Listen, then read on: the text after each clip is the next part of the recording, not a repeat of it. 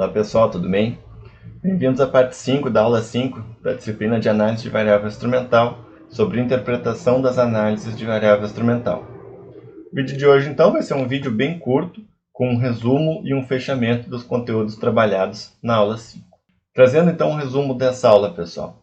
Nós vimos lá na parte 1 que o fato de que pode haver heterogeneidade no efeito causal da exposição sobre o desfecho faz com que a expressão de o efeito causal, no sentido de um único efeito causal geral, não exista ou não faça muito sentido, né?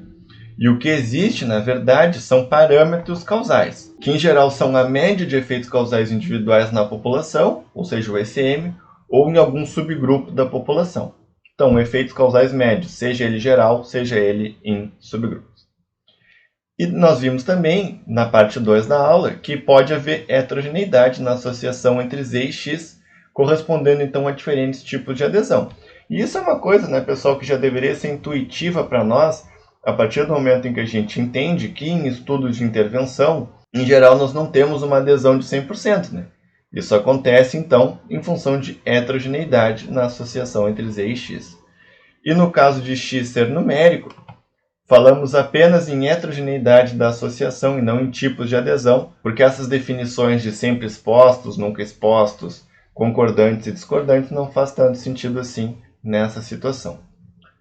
E vimos então na parte 3 da aula que uma análise de variável instrumental pode ser interpretada como uma média ponderada dos ECIs, uma média ponderada dos efeitos causais individuais e, portanto, de forma geral, ele não estima o efeito causal médio, que muitas vezes é o parâmetro que nós temos real interesse em estimar. Portanto, estimar o efeito causal médio através de análise de variável instrumental requer pressupostos adicionais, justamente para dar conta, então, dessa diferença entre o ECM e o resultado de uma análise de variável instrumental. Na parte 4, então, da aula, pessoal, nós vimos que para estimar o efeito causal médio geral, dois pressupostos suficientes para isso são de homogeneidade do efeito causal de x sobre y ou de homogeneidade da associação entre z e x. Se pelo menos um desses pressupostos for válido, então o resultado da análise de variável instrumental é uma estimativa do efeito causal médio geral. Porém, em função de que esses pressupostos são bastante fortes, né, nós discutimos uma alternativa, que é o uso do pressuposto de monotonicidade da associação entre z e x, como uma forma, então, de estimar o efeito causal médio nos concordantes, não o efeito causal médio geral, mas num subgrupo da população, subgrupo de concordantes. E apesar desse ser um parâmetro causal bem definido, nós discutimos na aula o quanto nós estamos interessados nesse parâmetro causal.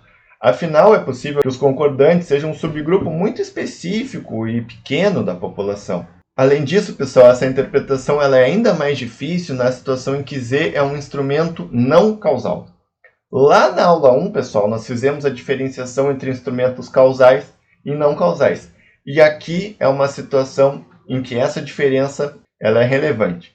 Quem quiser se aprofundar um pouco mais nisso, pessoal, eu recomendo a leitura desse artigo aqui. Vocês podem jogar o ID do PubMed, mostrado aqui no slide, lá no PubMed e obter então esse artigo. É um artigo bem didático e bem interessante que discute bastante essa questão de interpretação de um resultado de uma análise de variável instrumental.